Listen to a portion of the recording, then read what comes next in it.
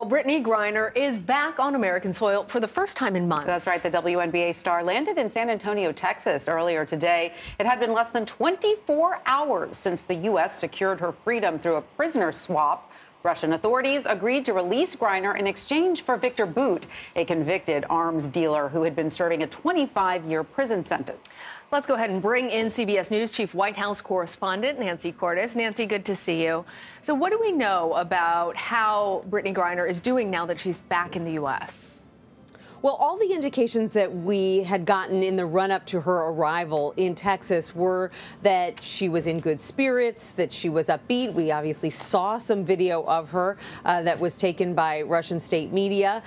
She seemed to be okay answering questions in that video. And the president, who spoke with her, and her wife, Sherelle, who also spoke with her on the phone, said that she was excited to be coming home and that she was doing well. So that's a good sign. It's an indication that she may perhaps not need any kind of extended care or treatment at Brooke Army Medical Center, which is where she's heading, where past hostages have headed after they were freed, service members and the like. She'll be evaluated at Brooke Army Medical Center. She'll get any treatment that she needs, whether it's medical care, any kind of mental health evaluation, and then at some point she'll be able to head home to Phoenix, her hometown, be able to see her friends again and her teammates. And then what happens next is still kind of an open question. And how much we learn about that depends on how much Brittney and her wife, Sherelle, want to share. Right. And Nancy, a lot of confusing emotions for the Whelan family. Paul Whelan's sister appeared on CBS Mornings today. And, you know, she discussed the difficulty that she's going through, how she's feeling, knowing her brother is still in Russian custody. Let's listen to some of what she said. I think a certain amount of resolve and determination has taken over. We need to solve this problem, not just for my brother, but also for Americans in general who want to travel. You know, hostile, weak foreign nations taking Americans prisoner and holding them as hostages. This has to stop, and my brother needs to come home. So, Nancy, we understand that President Biden spoke with the Whelan family yesterday. Do we know how that conversation went? All we know is that U.S. officials confirmed that the conversation took place, and the Whelans have also said that they were able to speak with the president, that they appreciate it, that they're not looking for apologies, they're looking for action and results, and they want their brother to come home, and they feel that they can have a plain-spoken dialogue with the president and other U.S. officials about that. So the lines of communication are open, and it appears that there is a better relationship between his family and U.S. officials now than what we saw, let's say, in April or May, when the last U.S. prisoner who was being held in Russia, Trevor Reed, was freed in exchange for another Russian who was being held here. At that time, Paul Whelan's family was not told in advance that this swap was taking place. They were not told that that Paul Whelan would be remaining behind bars in Russia while you know, a fellow prisoner, Trevor Reed, came home, and they were very upset about that. They felt that they were blindsided, and they were devastated by that. So now they say they appreciate the fact that that they've gotten a heads up, and they appreciate the fact that they are in a consistent dialogue with the president and U.S. officials. But what they really want more than anything, of course, is for Paul Whelan to come home after about 4 years of captivity. Understandable. Nancy, want to take advantage of the fact that you are there at the White House, and there's some pretty big news with Senator Kyrsten Sinema registering as an independent. What does the White House have to say, and are you hearing anything else off the record? So the White House is projecting, I would describe it as studied nonchalance about all of this. They say, well, you know, what's the big deal here? Senator Sinema has always had this independent streak.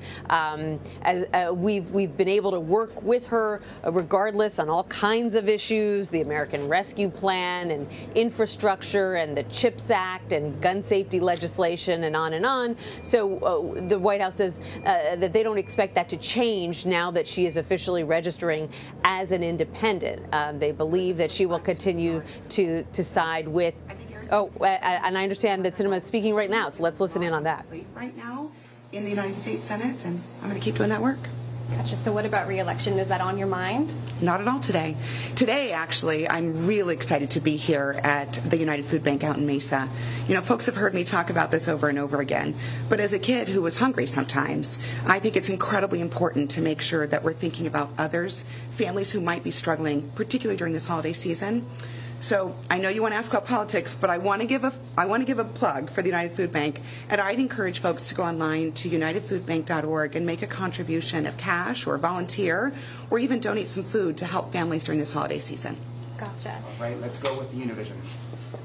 So let's go to Title 42, expanding the Title 42, and you're proposing sort of like something to legalize all the dreamers out there. Can you talk about that and just what would that mean for all the dreamers, you know, who are here illegally? Well, the immigration crisis is always top of mind for Arizonans. We live every day with the administration's failure to solve this crisis. So I'm working right now with my colleague Tom Tillis of North Carolina. So that's interesting, hearing her talking about immigration, which, of course, Nancy, as you're well aware, has been one of those issues in which the senator has differed from others in her former party. What is everybody really making of this decision?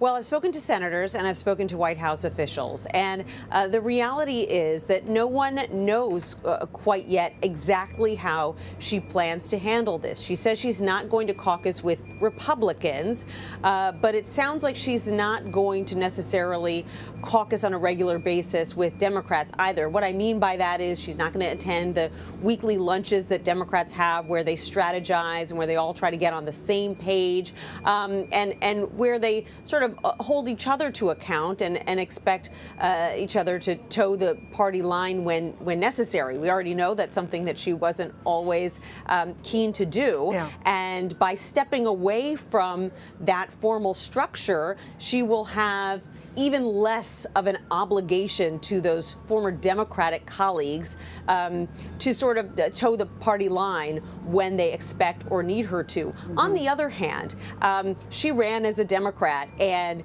if she does not continue to maintain at least nominal ties with the Democratic Party, it makes it very difficult for her to sit on committees, and that in turn would make it very difficult for her to wield power in the U.S. Senate. So for all intents and purposes, she is still categorized as a Democrat, and they will retain that 51-49 majority that they'll have in the next Congress. And Democrats say they expect that on a lot of big issues, she will continue to side with them. And White House officials say the same thing. Now, whether that continues to be the case, we'll just have to wait and see. Yeah, I mean, she ran and was elected as a Democrat. It'd be interesting to hear what her constituents think about this. All right, well, Nancy Cordes at the White House, thank you so much.